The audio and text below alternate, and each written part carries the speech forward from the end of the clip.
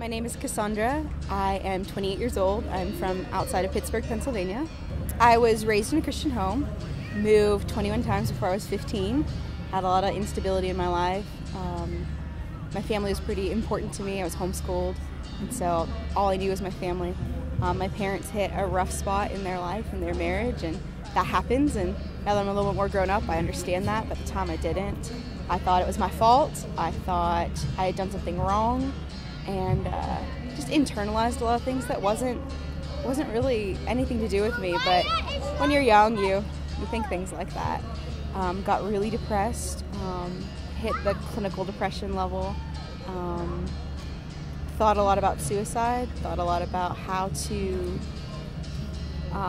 alleviate the pain, because when you're young, like, all you care about is, man, my life sucks, or this just hurts, and I don't know how to deal. I don't know how to make it through. I don't know how tomorrow's gonna happen when today I'm gonna cry myself to sleep at night.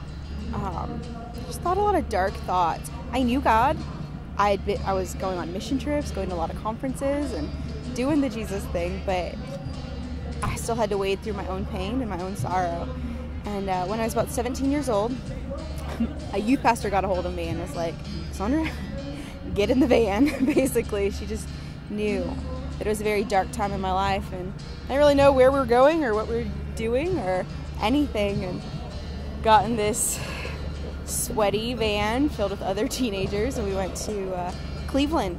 I went to an Acquire the Fire event, and man, I walked in that building filled with screaming teenagers and pyro and loud music, and I didn't know what was going on. I was very scared, just the depression, the anxiety. I was terrified to even be there.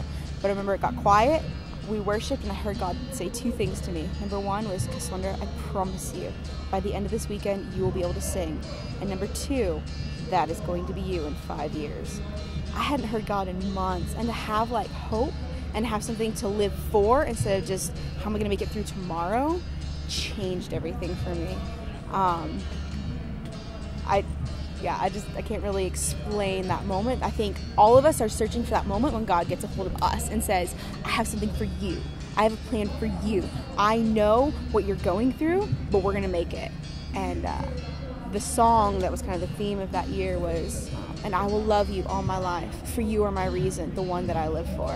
And I realized I had something to live for, that eternity mattered, that now might be rough, but eternity mattered, and it clicked. And I realized that Jesus and I were going to do this thing together. It might be rough, and it was. I bawled my eyes out for another year and a half after that moment. Home was not easy after I went home, but I made it. And it took me to a lot of amazing places. And 5 years and 2 months later, to the date, I actually stood on that stage and performed the drama for Acquire the Fire. And I actually got to go reach myself in retrospect and go and reach other girls who didn't know if they were going to make it. Reach out to other guys who thought, "I don't matter, I'm a loser, but what matters in life? I don't know. What of, you know?" Who have dark thoughts.